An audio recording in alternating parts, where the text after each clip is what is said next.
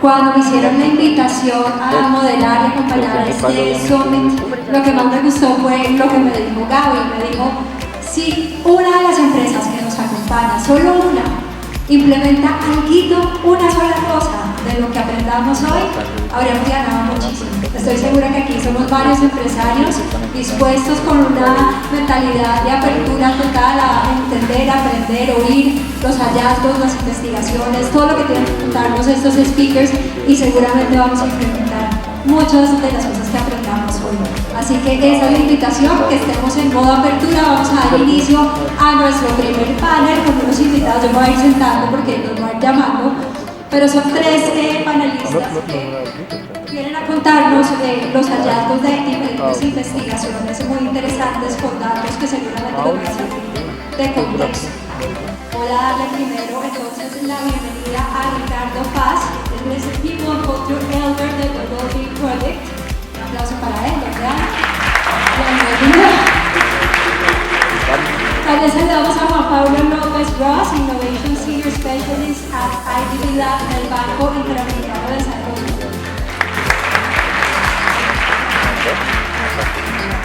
Y saludamos también a Romina Mendoza, experta en conocimiento de matriz y alcohol.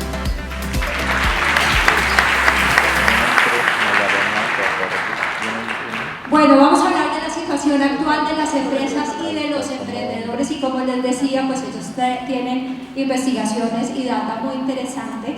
Romina, ustedes tienen un estudio muy interesante porque estuvieron conversando con más de 30.000 empleados en 30 países. Y pues ese estudio tiene unos hallazgos que tú nos traes hoy.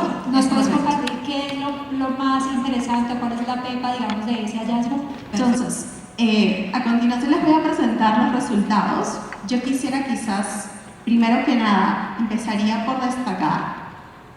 Hicimos una encuesta a empleados, pero ¿por qué una encuesta a empleados? Porque si nosotros nos damos cuenta, los empleadores tienen una posición muy ventajosa para poder realmente potenciar el estado de bienestar de las personas. ¿Por qué? Porque el 60% de la población activa en el mundo son empleados. Entonces, realmente los empleadores pueden hacer la diferencia hoy en día. Antes de empezar con los resultados, quisiera que se acuerden de tres cifras: 60, 20, 50. 60%, aproximadamente el 60% de los trabajadores en el mundo reportan que tienen una buena salud holística. Es decir, que tienen una buena salud mental, una buena salud espiritual, una buena salud física y una buena salud, digamos, social. Cuando hablamos de mental, estamos refiriéndonos a todo lo que es el funcionamiento cognitivo, la parte emocional de la persona. Física es básicamente la capacidad de la persona de realizar tareas sin un impedimento demasiado, digamos, significativo. Cuando estamos hablando de social, es la capacidad de la persona de hacer relaciones, que sean saludables, que sean, digamos, de apoyo. Y finalmente, digamos, la parte mental es toda la parte, digamos, de salud mental que nos estamos refiriendo. Tenemos ese marco o esa referencia del 60% mundial, pero ¿cómo está Latinoamérica? Tenemos en Latinoamérica, Argentina y Chile, que si ven el valor, digamos, en el medio de la forma, están por debajo del promedio mundial. Hay variabilidad porque luego tenemos a Brasil, Colombia y México que están por encima. Más allá de ese primer, digamos, dato, yo les invito a quizás mirar la parte superior derecha, superior e inferior derecha, porque es interesante que los países que tienen un mejor desempeño en Latinoamérica, digamos, en una justificación podría ser la buena salud espiritual que ellos tienen comparado con el promedio mundial. Si ven también, por ejemplo, la otra cara de la moneda, si vemos la parte de salud mental, los 5 países de Latinoamérica que cubrió la encuesta están por debajo del promedio. Entonces, claramente estamos viendo que no solamente es un tema de salud en general, sino realmente hay palancas dentro de la salud que hay que estar haciéndole, digamos, prestar especial atención, pero especialmente en Latinoamérica hay algunas que otras donde podemos reforzar un poco más que el resto de los países. El segundo dato que quisiera revisar con ustedes es el baby. Es Aproximadamente el 20% de los empleados, es decir, 1 en cada 5, consideran que experimentan síntomas de burnout altos. Aquí nosotros hemos definido síntomas de burnout, son temas de agotamiento, temas de distancia mental, es decir, que hay una aversión al trabajo, por ejemplo, diferentes dimensiones que hemos estado midiendo. Aquí, a excepción de Chile, el resto de los otros 4 países de Latinoamérica tienen un porcentaje de burnout más bajo que el promedio. Pero es importante ver que realmente los síntomas con mayor incidencia en la región, así como lo son mundialmente, son temas de agotamiento, la falta de energía de la persona y temas de distancia mental, que es, como les decía, aversión al trabajo. El último dato que quería mencionarles es el 50, que es el 50% de los empleados, es decir, la mitad de los empleados del mundo tienen ya sea una salud holística subóptima, pueden tener síntomas de burnout altos o pueden tener los dos. ¿Por qué este número para mí es el más importante? Porque esta es la brecha de oportunidad que se identificó bajo el estudio. Estas son las personas que, por ejemplo, están logrando ser funcionales, pero están teniendo lo ven muy duro poder manejar los factores de estrés. O están logrando manejar los factores de estrés, pero aún así no logran ser funcionales. Entonces, realmente es la oportunidad donde podemos mover la aguja. En Latinoamérica vemos unos rangos un poco más dispersos. Tenemos, por ejemplo, en Colombia, alrededor del 40% de los empleados es la brecha de oportunidad. En Chile llegan a casi el 60%. Entonces, definitivamente como región hay problemáticas que se comparten, las incidencias definitivamente son diferentes. Solamente para ir rápidamente, digamos, por algunas partes, la encuesta, que es de libre acceso dentro del sitio a quien se la puede acceder, pero ¿qué hizo? Testeamos 26 factores estresantes y habilitadores a lo largo de 4 niveles dentro de una organización.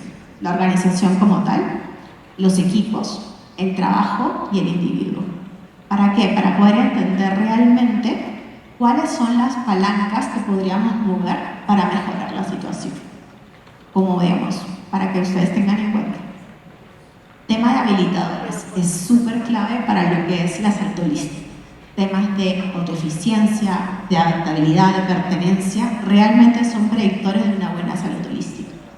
En cambio, factores de estrés, como puede ser unos comportamientos tóxicos dentro del trabajo, ambigüedad de roles, conflicto de roles, contribuyen a ver más síntomas de burnout a nivel mundial. Romina, yo quería hacerte una pregunta y es, ¿qué tan fácil o qué tan difícil fue para los empleados hablar de la salud mental?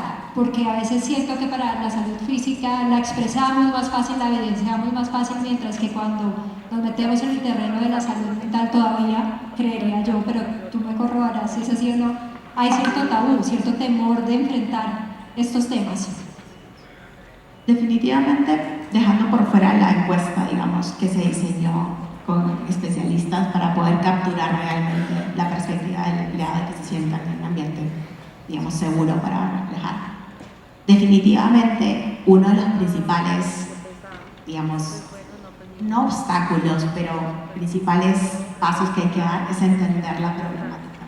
En muchos casos, como no se habla del problema, no se dimensiona cuál es el problema, cuáles son las causas raíces y que realmente uno puede llevar. Anecdóticamente, si uno ve qué es lo que venían haciendo los empleadores, porque no es que no han hecho nada, han estado avanzando. Se dio un foco muy específico a lo que eran intervenciones reactivas y enfocadas en el individuo. Y nosotros podemos ver, quizás paso a la siguiente página, si yo quiero atacar salud integral o holística, yo tengo que hacer intervenciones a nivel equipo, a nivel trabajo, no solo a nivel individuo. Lo mismo si quiero dar burnout. Entonces tiene más sentido hacer intervenciones digamos, de equipo y de trabajo. Entonces, creo que es un tema de el no entender realmente, conceptualizar bien el problema. Ha sido algo que estamos tratando, digamos, de resolver para que una vez que se tenga eso claro, pueda realmente entender cómo es la mejor forma de resolver y cerrar esa brecha de oportunidad. Claro que sí. Muchas gracias. Juan Pablo, estos hallazgos tienen coincidencias con los hallazgos que tuvieron ustedes a la hora de analizar qué está pasando con los emprendedores de alto impacto. ¿Hay coincidencias? Sí, a ver, primero comentar que desde BitLab, como les decía, trabajamos financiando y apoyando el ecosistema emprendedor y lo hacemos desde dos ventanas de trabajo. Una que llamamos Discovery, donde apoyamos principalmente a emprendedores que estén empezando en esa curva de inversión, capital pre-seed o seed, que estén empezando a levantar primeros fondos. Y luego, a través de nuestra unidad de inversión, trabajando o como fondo de fondos, es decir, BitLab financia y apoya a Venture Capital Funds de la región para que inviertan a su vez en startups de América Latina y el Caribe, o también a través de préstamo, deuda o direct equity directamente desde BitLab. Y cuando entendemos eso es un mundo muy distinto al del empleado, digamos, del sector privado, y también es distinto al del ecosistema de emprendedores sociales, que Ricardo va a comentar. Sí, Ricardo. Porque cuando hablamos de el emprendimiento de alto impacto, lo primero es entender qué entendemos como emprendedores de alto impacto. Y aquí tenemos una definición que es ese grupo de personas que lideran iniciativas que a través del desarrollo de productos y servicios con modelos de negocio for profit y que tengan crecimiento, digamos, rápido, rentable y sostenible, puedan apoyarse en tecnología principalmente y puedan generar y abordar problemáticas sociales o ambientales de América Latina haciendo negocio. Y a ese tipo de emprendedor es que nos enfocamos en este estudio. Este estudio es bastante inédito en América Latina y el Caribe, fue el primero que se hace desde The BitLab con The Wellbeing Project. Y lo que buscaba era tratar de visibilizar un secreto a voces, una situación a la que yo creo llegamos lamentablemente un poco tarde. Y llegamos porque nuestro ecosistema emprendedor, es decir, todos los founders y las startups con las que trabajamos en América Latina y el Caribe, no hablan de este tema.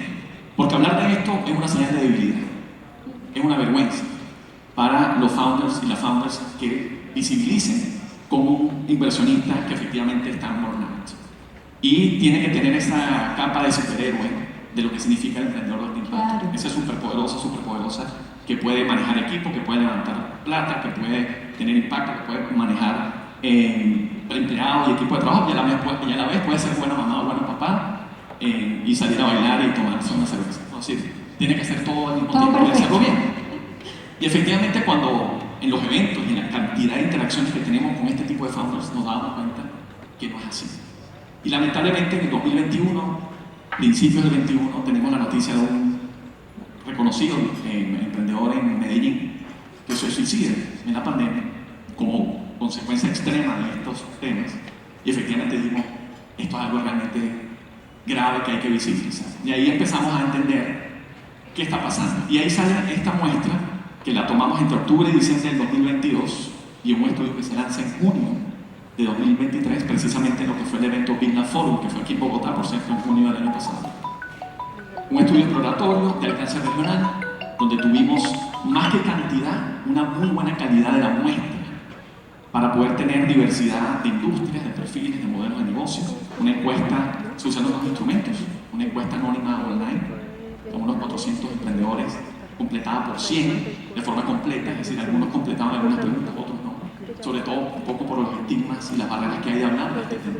Y también hicimos una herramienta cuantitativa de focus group, de escuchar de viva voz testimonios terribles y durísimos de lo que significa emprender. Y cuando hablamos de emprendimiento de alto impacto en América Latina, hay que agregar a las presiones que ellos enfrentan de levantar capital, de manejar equipo, de hacer negocio, el contexto latinoamericano. Porque no es lo mismo emprender en Finlandia o en Suecia que emprender en Colombia o en Venezuela o en México o en Argentina. Porque cuando tú tienes un contexto económico, social y político tan cambiante y tan duro para el emprendedor y para el empresario, que eso le agrega unos layers de dificultad y de presiones muy grandes. Y eso, mucho de eso salió en las conversaciones. Yo diría los dos primeros resultados muy destacados del estudio es que efectivamente se refleja que hay una situación actual en los emprendedores y emprendedoras de alto impacto de la región que estaría generando una afectación relacionada a su bienestar psicológico y subjetivo, mostrando niveles diferenciados en cuanto al malestar psicológico, los síntomas de burnout y la satisfacción o no con sus emprendimientos. Estas tres características como principales de lo que recoge el estudio. Y como cifras preocupantes, alarmantes y que de cierta manera confirman la hipótesis que tenemos de que efectivamente hay que atender este tema urgente e impostergable, es que 6 de cada 10 emprendedores de alto impacto presentan síntomas de burnout moderado Y 3 de cada 10 exhiben síntomas de malestar psicológico severo. Hay algunos gráficos, en el estudio van a poder ver, por supuesto, mucho más a detalle, donde haciendo doble clic en estos datos nos damos cuenta de lo que significa un 20% que indica tener un bajo bienestar subjetivo. Como saben, el bienestar subjetivo es esta clasificación donde la persona se autoclasifica de cierta manera qué es bienestar para ellos. Claro. Es decir, porque hay algunas definiciones teóricas o académicas, pero el bienestar subjetivo es muy importante en este tipo de estudios. Y como un 28%, casi 3 de cada 10, como decíamos, exhibe esos severos síntomas de malestar psicológico. Y aquí pueden ver algunos gráficos diferenciados entre niveles bajo, medio o alto de salud mental y bienestar psicológico. Y por otra parte, algo que nos permitió demostrar realmente el estudio y entender es cuáles son las causas principales de estrés. Y la primera siempre es la presión financiera. Cómo levantar fondos, cómo ir a levantar capital, sabiendo que el venture capital en América Latina se ha reducido mucho drásticamente en los últimos años. Las presiones sociales, las presiones familiares, las presiones del entorno, sociales, políticas y económicas en las que el emprendedor se desarrolla. Y por supuesto, las horas de trabajo, la alta presión para el éxito, que hay un vínculo muy directo a las redes sociales. Y cómo la gente ve a un emprendedor siendo exitoso en TikTok y dice, ¿por qué yo no lo soy? O cómo yo muestro esa cara de éxito cuando realmente por dentro me estoy quemando literalmente. Y efectivamente eso ha generado unas presiones enormes. Y por último, hay una reflexión importante antes de entrar en estas últimas dos, es que hablar de salud mental y bienestar para el ecosistema de emprendedor de alto impacto es clave poder hacer diferencias de género en ese sentido.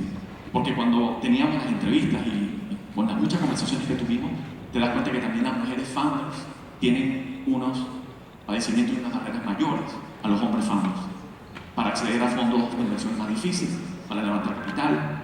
Hay quien se debate como mujer entre el hecho de ser madre o ser emprendedora, o algún testimonio que recogíamos de alguna mamá que decía, bueno, una founder que dijo, yo preferí no ser mamá sino ser emprendedora. Y la culpa que nos acompaña siempre en las mujeres. Y lo peor es que el emprendimiento después cierra, fracasa, y digamos, el año biológico había pasado y dejó de ser founder y empresaria y mamá también. Entonces, parejas que emprenden juntos y lo que significa para un matrimonio emprender y las barreras y los problemas que eso trae también para la dinámica familiar, los emprendedores con hijos o sin hijos, qué significa emprender con hijos, emprender sin hijos, etcétera, etcétera. Es decir, hay muchos elementos de detalle alrededor de lo que significa un estudio de este tipo y entender la situación. Y cierro con esto. Hay dos reflexiones que el estudio nos deja y que quisiera traer hoy, sobre todo para quien esté aquí vinculado a incubación, aceleración, fondos de capital de inversión o angel investors, si hay en la sala. Uno es que entendiendo el momento que vive América Latina y el Caribe, es clave fortalecer el crecimiento del ecosistema, pero que para hacerlo debemos impulsar estratégicamente un nuevo enfoque. Si los emprendedores y las emprendedoras están bien, los emprendedores y los negocios y los emprendedores irán mejor. Hay un vínculo directo entre la posibilidad de crecimiento del negocio y la condición en la que el founder o la founder está. No es solamente un tema de filantropía o de responsabilidad social o un tema humano, que ya de por sí es suficientemente importante. Pero aquí hay una oportunidad de negocio que efectivamente, si atendemos el tema de cómo está el founder, el negocio va a estar mejor.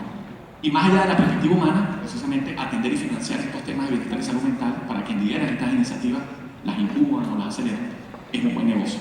Y esa es nuestra reflexión. No es solamente hacerlo porque es importante, suficientemente urgente, sino porque hacerlo es un buen negocio y es clave para el crecimiento y fortalecimiento de los ecosistemas de innovación hacia el futuro. De acuerdo. Tengo solo una pregunta y es, ¿qué tan conscientes son estos emprendedores de que están mal? Porque además cuando uno tiene todas estas presiones, un poco el sentimiento es, no puedo parar porque de mí depende la gente que trabaja para mí, el emprendimiento, mi familia y demás. ¿Qué tanto tiempo se dan para decir, hey, me estoy sintiendo muy estresado, estoy quemado, voy a buscar ayuda, o simplemente ignoran y para adelante? La verdad es que lamentablemente llegan tarde a darse cuenta, porque la dinámica del emprendedor es de no dormir, de comer mal, de tener unas dinámicas de estrés muy intensas y que efectivamente cuando sienten el sentimiento de burnout puede ser tarde. Claro. Aquel que lo atiende puede atenderlo y puede atajarlo a tiempo. ¿Cómo lo atienden? Y lo vemos en el estudio también. Buenas prácticas, el ejercicio, cambiar de dieta. Hay quienes por supuesto llegan al alcohol o a utilizar otro tipo de insumos o de sustancias que efectivamente le están haciendo daño a largo plazo. Pero aquellos que no lo atienden, efectivamente podemos llegar a las últimas consecuencias. Un costo muy alto. Como temas médicos muy fuertes o por suicidio. Así que el visibilizar este tema, y sobre todo para quien invierte, acelera en Cuba Emprendimiento, es clave no solamente preguntar cómo está el negocio, cómo están los números, cómo es el retorno, sino cómo estás tú como founder o como founder para poder invertir en ti. De acuerdo. Y esa es una cruzada que estamos teniendo desde BitLab con los VC Funds con los que trabajamos, más de 400, para que incluyan el tema de salud mental y bienestar antes de invertir en la startup y que tengan que atender a los founders y a sus colaboradores como una regla para crecer y para fortalecer el crecimiento hacia el futuro del ecosistema. Gracias, Juan Pablo. Entonces, vimos con Romina el panorama de los empleados, con Juan Pablo vemos el panorama de los emprendedores de alto impacto y Ricardo nos va a hablar del emprendimiento social, que tiene, pensaría yo, pues un propósito superior que seguramente conecta de manera muy distinta a quienes deciden dedicar su vida a proyectos sociales. ¿Cuál es el panorama en esta virtud? Gracias. El Wellbeing Project se inicia, y vamos a dar un poquito de contexto para poder llegar específicamente a la pregunta. Se inicia en el 2014 para promover precisamente el concepto de bienestar y salud mental en líderes y organizaciones sociales. Por cierto, hoy tenemos unas cuantas personas representando este sector. El sector social, para que todos estemos en la misma página, el conjunto de organizaciones sin fines de lucro dedicadas a mejorar en alguna forma la calidad de vida en las sociedades a las que pertenecen.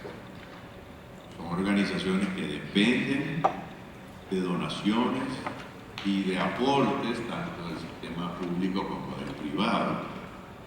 Tienen escasez de recursos, definitivamente, mucha escasez de recursos, y además están en la frontera de la sociedad ante comunidades muy necesitadas y muy vulnerables. De manera que en alguna medida alguien del mundo corporativo se podrá preguntar, pero ¿de qué me sirve la experiencia de los sectores sociales a la empresa, que es negocio? Pues porque precisamente el nivel de presión, de riesgo, de estrés al que está sometido una organización social es probablemente mayor a la de una empresa.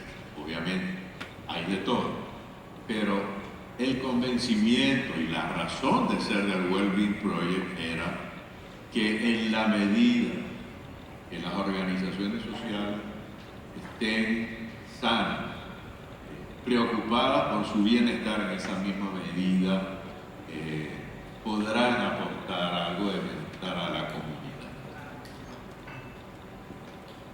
Algunos datos que quisiera que tuviéramos presentes a manera de referencia. Un estudio muy importante en el 2016 por la Sociedad Británica de Trabajo Social encontró estos datos. De 427 trabajadores sociales investigados, el 57% reportó altos niveles de estrés, el 35% altos niveles de consumo de alcohol, muy frecuente, y hasta el 6% había consumido droga en los últimos 12 meses. Por otra parte, como mencionábamos anteriormente, en ciertas culturas, en ciertos ambientes, no solamente se niega el problema de burnout, de estrés, sino que es hasta tabú hablar de eso. Principios religiosos, creencias personales o miedo a aceptar la realidad de lo que están viviendo, no quieren reconocer ni quieren hablar de eso. Inclusive la Organización Mundial de la Salud ha declarado el síndrome de agotamiento laboral como un problema ocupacional. Eso que se llama el burnout. Una organización muy respetada que suele medir muchas tendencias a nivel internacional, que es la organización Gallup, está reportando recientemente que las pérdidas causadas por estrés, ausentismo, rotación laboral anda rondando los 322 billones de dólares a nivel mundial. No es cualquier cosa de lo que estamos hablando. Hay que estar conscientes de las consecuencias de lo que está ocurriendo. Un testimonio de un participante de uno de nuestros programas lo dice más claro imposible. Si no tienes bienestar en tu gente, ¿cómo vas a poder proveer bienestar a tu comunidad? Nadie puede dar lo que no tiene. Algunos antecedentes también para llegar a ese punto. El Wellbeing Project se funda en el 2015 el Inner Development Program, que es el programa de desarrollo interno para estos líderes de organizaciones sociales. Hasta la fecha ya han pasado 6 cohortes, 6 grupos, con 112 líderes de organizaciones sociales, líderes también pertenecientes a 112 organizaciones. O sea, han pasado 112 organizaciones sociales por el Inner Development Program. Y la totalidad de estos 112 participantes decidieron instalar en sus organizaciones, en su cultura, el esquema, la perspectiva, la aproximación de salud mental y bienestar. A raíz de eso, de ese gran interés de los líderes, se creó en el 2019 el programa exploratorio con organizaciones sociales, al cual aplicaron 80 organizaciones. De aquellas 112 que participaron en el programa individual, 80 solicitaron participar en este programa. Pero entre el Wellbeing Project y las otras organizaciones que nos estaban apoyando, decidieron escoger un grupo muy selecto de 8 organizaciones solamente para trabajar mucho más profundamente y mucho más de cerca. 8 organizaciones de distintos sectores, de 8 países diferentes, Canadá, Estados Unidos, China, Brasil, etc. Y construyeron durante 5 años un esquema de trabajo cuyo objetivo era elaborar un marco de referencia efectivo, es decir, basado en evidencias concretas, no especulaciones, no hipótesis, evidencia empírica y además con todas las 8 organizaciones a la vez, de una manera co-creadora, no con las 8 organizaciones a manera individual, sino en colectivo, de manera que la participación fue clave en este proceso.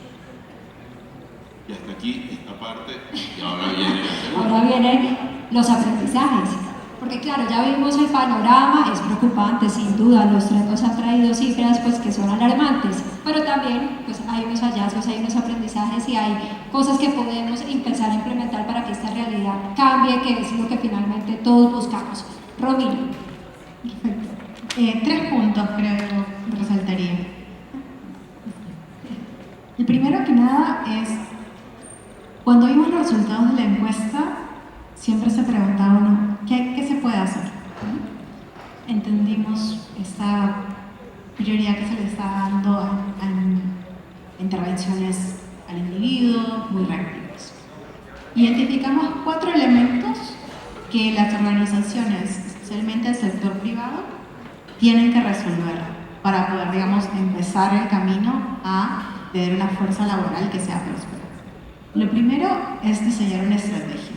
Eso significa tener un objetivo claro y un programa realmente, digamos, que abarque las 4 dimensiones de salud que estuvimos viendo.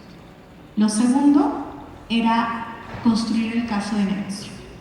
¿Por qué es importante construir el caso de negocio? Porque uno tiene que establecer cuál es el impacto que está esperando lograr en su organización. A manera de, digamos, para que ustedes tengan la información. Se hizo un ejercicio de dimensionamiento de impacto. ¿Qué se podría lograr a nivel mundial si todas las organizaciones, digamos, sus actividades o sus iniciativas para mejora de salud y bienestar de clientes. Y se estimó que aproximadamente el valor que se podría crear es alrededor desde el 4 al 12% del PIB mundial. Claramente algo significativo. Y aún si lo queremos bajar a una empresa en particular, se estimó que, por ejemplo, reduciendo costos por deserción, por ausentismo, ganando beneficios de poder retener a personal con talento, hacer atractivos para nuevos, digamos, talentos, se estima que por empleado se puede estar teniendo un valor de entre $1.000 a $3.500 por empleado. Entonces, realmente las empresas están llamadas a hacer su caso de negocio, establecer cuál es el impacto que quieren lograr. Tercero, es este portafolio de intervenciones que se tienen que construir o elaborar. Hay 3 cosas que hay que tener en cuenta. Que sean intervenciones tanto preventivas como remediales. Importante la parte preventiva siempre, que usualmente no le venimos haciendo muy bien. Segundo, es que sean intervenciones que afecten a toda la organización como tal, el equipo de trabajo, el trabajo y el individuo. Uno solo no va a resolver el problema por sí solo. Y tercero, digamos en este portafolio, es entender que establecer ciertas métricas para poder realmente medir o monitorear cómo vamos y cuál es el impacto que venimos alcanzando. Eso es clave para poder obviamente estimar qué tanto estamos acercándonos al objetivo que nos trazamos, pero también a poder, como cualquier, digamos, iniciativa que se tiene, corregir. Específicamente, cuando tenemos estas conversaciones, ¿cuáles son los 4 mensajes claves que le dejamos a una empresa en general? Primero, el estado de salud del empleado es un imperativo estratégico para cualquier empresa. Debería ser una prioridad y tiene que ser una prioridad. Segundo, los abordajes holísticos en toda la empresa, en todos los niveles. Tercero, muchas veces el tema no es un tema de tengo que invertir más, es un tema de tengo que invertir mejor. Establecer realmente dónde voy a mover la bola. Y tercero, por así decirlo, es un tema de necesitamos continuar creando en los líderes ese sentido de responsabilidad por los resultados. No es solamente voy a lanzar la iniciativa, sino que yo como líder de mi empresa estoy responsable de los resultados que vamos obteniendo y también de tempranamente corregir si hay que corregir algo. O sea, poner un plan de metas, medirla constantemente y demás. Perfecto, muchas gracias, Romina. Juan Pablo. Sí, para nosotros el factor invisible, digamos, este estudio nos dio 3 conclusiones muy claras y 3 acciones muy precisas en las que estamos trabajando ahorita, impulsando. La primera es que hay que seguir investigando y seguir visibilizando el tema. Eso es lo primero y lo primordial, sobre todo cuando hablamos de este ecosistema emprendedor de alto impacto, donde hablar de este tema, como hemos dicho, es una señal de debilidad, es difícil de motivar a que lo visibilicen a tiempo. Hay que investigar más el tema porque el factor invisible nos permitió tener un análisis un poco regional, pero queremos entenderlo por país. Hicimos una alianza con Endeavor, donde vamos a llevar la metodología del factor invisible. Esperamos también con The Wellbeing Project a estos países de la región, sobre todo de los ecosistemas más avanzados. Acabamos de sacar hace pocas semanas, lo pueden buscar ya online, el primer estudio con Endeavor en Brasil, que es el clic de la metodología del factor invisible para el ecosistema de emprendimiento de alto impacto brasileño, como saben, el más grande de América Latina, junto con el de México. Ahí hay unos datos que corroboran el factor invisible, pero otros distintos. Sobre todo en Brasil es muy distinto emprender en las grandes ciudades o emprender en el norte o emprender en el sur, en el este o en el oeste. Como sabemos, es un país gigantesco con una realidad muy diferente. Queremos hacerlo en Chile, en México, en Argentina, ojalá aquí en Colombia también, y visibilizar el tema. Llevarlo a eventos como este, llevarlo a cualquier palestra que el BIP y su gran megáfono tenga para poder darle visibilidad al tema. Eso es lo primero. La segunda acción es poder traer más actores a la mesa y más financiamiento para atender este tema del ecosistema emprendedor. De los 400 fondos de inversión a los que BitLab hoy participa e invierte, pocos son los que hablan de esto y pocos son los que nos han ayudado a priorizar, pero creemos que vamos a lograr sumar a cada vez más. Así que cualquier aceleradora, incubadora, fondo de inversión, angel investor que esté aquí en sala, que se pueda sumar a este movimiento de efectivamente considerar el sector de salud mental y bienestar de los founders antes de invertir. No solamente preguntar el negocio, sino preguntar por quién está detrás del negocio. Y hay varias experiencias en España, en Europa, en Japón, donde efectivamente para que el Venture Capital Fund, por ejemplo, pueda entrar en una serie A o una serie B, le exige a los founders hacer ciertas medidas para ellos y para los colaboradores más cercanos, que van de la mano a los desembolsos, por ejemplo, del financiamiento. Pero medidas como terapias, ayudas, ¿sí? Así es, se le puede exigir atención a cierto número de horas de terapia semanales, coaching, mentoría constante, en algunas señales de burnout temprana que se puedan desde el Venture Capital Fund reconocer. Sobre todo porque al final, si el founder llega a burnout, el negocio muere. Es decir, al final del día le interesa al inversionista atender esa condición. Y por eso es que lo vemos más allá de la filantropía o de la responsabilidad social o humana, atado directamente al negocio. Y la tercera acción que estamos haciendo desde BitLab es que estamos empezando a financiar los primeros proyectos enfocados precisamente en este tema. Es decir, identificando startups y modelos innovadores en la región, sobre todo que estén utilizando tecnología para cerrar las brechas de acceso a herramientas de salud mental y bienestar para emprendedores de alto impacto. Ya tenemos 2 proyectos financiados desde BitLab, uno en Guatemala, una startup genial que se llama Tu Consejería, que trabaja con sector empresarial, sobre todo en empleados de McDonald's, empleados de grandes cadenas, sobre todo de poblaciones vulnerables. Y la otro proyecto que tenemos ahorita también es con Cuéntame, una startup mexicana, fundada por Regina Atia, una founder espectacular, donde no solamente estamos utilizando la tecnología que ellos ya tienen y la plataforma que ellos ya tienen, sino cómo la estamos adaptando a precisamente founders de toda la región y lanzando la primera red por la salud mental emprendedora en México. La idea es replicar ojalá ese modelo en otros países. Entonces, pasar de la indignación y de la preocupación de estos datos a la acción. Y ese es un poco el mensaje que quería transmitir y que quisiéramos dejar hoy en este Heart Summit de Bogotá. Importantísimo, muchas gracias Juan Pablo. Ricardo, tus hallazgos, ¿cuáles son esos aprendizajes y qué podemos hacer para atender a las personas que están en los emprendimientos sociales y que también necesitan cuidar su salud mental y su salud en general? Así es.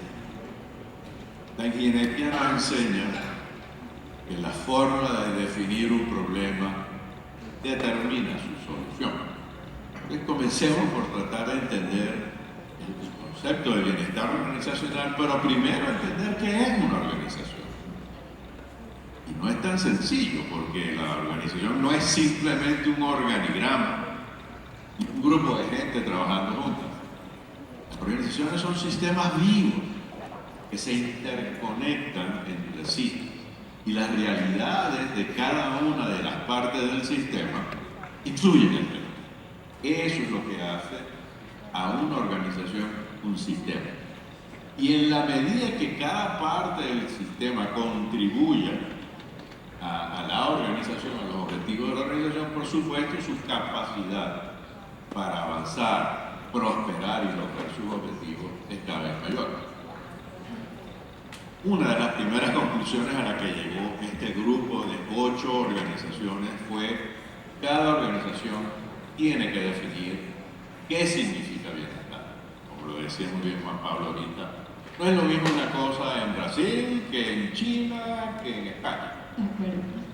Y además, esas realidades son específicas al contexto y a la cultura. Por lo tanto, no hay una varita mágica que nos vaya a responder el problema. Tenemos que hacer la tarea en cada organización para definir a qué queremos llamar bienestar. ¿Y por qué? ¿Por qué preocuparse por el bienestar en una organización de cualquier tipo? Esta imagen, confieso que tenía dudas de si ponerla o no, porque es poco dura. Pero digamos que es una exageración pedagógica. Una manzana sana no va a prosperar en un plato de frutas pasadas. En otras palabras, si traes a alguien de mucho talento y lo incorporas a un equipo que está tóxico, no va a poder hacer nada. Perdiste el dinero y el tiempo en el reclutamiento de ese talento. Este grupo concluyó, después de estos 5 años de trabajo, este modelo utilizando el símbolo del infinito. En otras palabras, compadre, esto no termina. Esto es un proceso constante de evolución y de mejora que comienza por la tarea de definir a qué vas a llamar bienestar. Tienes que involucrar a la mayor cantidad de gente posible, porque esto no puede ser un proceso top-down, porque si no va a ser algo como impuesto. Las cosas impuestas ya sabemos. No les gusta. No funciona. Después, para implementar en la medida en que la gente ha participado en esta definición. Y que no sientan que es una pérdida de tiempo. Exacto. Se les escuchó y está respondiendo a sus necesidades. Y por último, constantemente aprender, reaprender y sostener el modelo. Quisiera compartir 10 aprendizajes que sacó este grupo de trabajo. Son ideas muy sencillas, algunas parecen como que obvias, pero que por obvias se obvian. Aquí los traductores al inglés van a pasar trabajo.